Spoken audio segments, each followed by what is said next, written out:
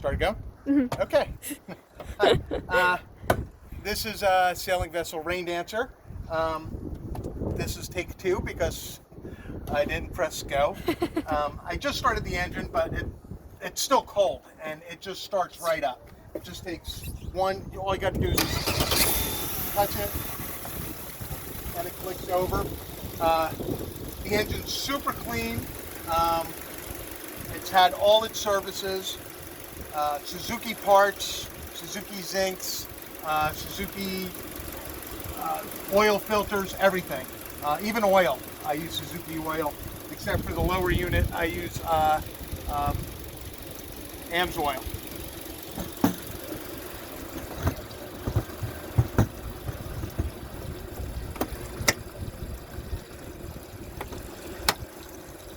It has 2 hose flush outs, so you can flush it out without the motor running. You just tip it up, and there's one on the side and there's one back here. Super easy. Water separator over here. I was saying over here, if you could zoom in, I don't know if you can see the dashboard. This actually shows everything from the OBD port. It shows the RPMs, it shows the fuel flow, how many gallons that you have on board, the status of the trim, also temperature, battery, if it's being charged or not. I guess that's oil pressure, just a bunch of stuff. And that's right from the GPS.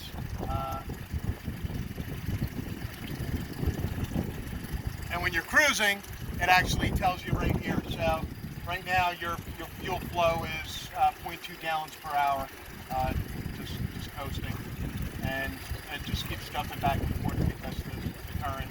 But it's at 0. I don't know.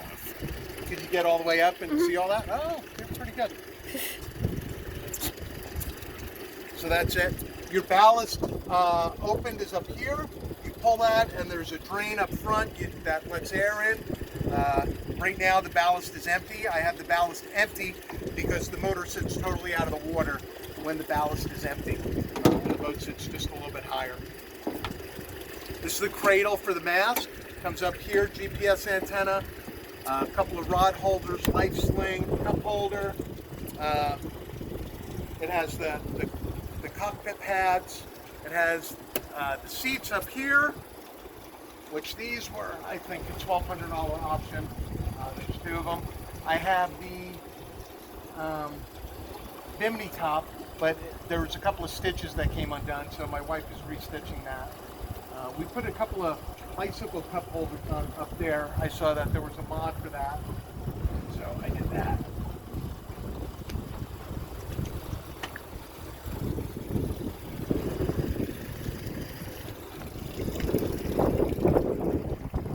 Up front there's a roller furler. Everything runs back. We have these clutches over here, Lumar winches, both sides. We have an antenna run up to the mast. What else can we tell you? All LED lighting. We have a stern anchor back here. That was a mod that I saw. And we have, of course, our bow anchor. That fits up in the holder, but it's just so easy. There's a pin in there, and you just flip the anchor locker forward, you pull the pin out, and just drop it. It's very easy for my wife to take care of that.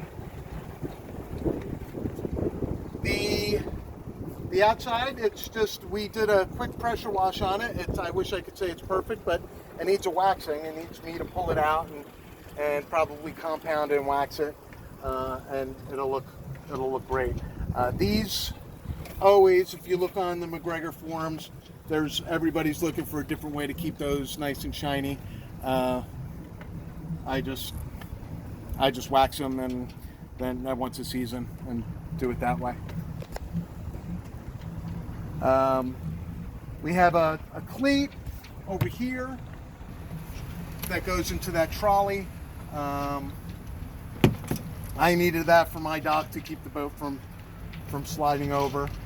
We have the mast lowering system from MacGregor, which is really, it's a necessity if you're going to do it by yourself.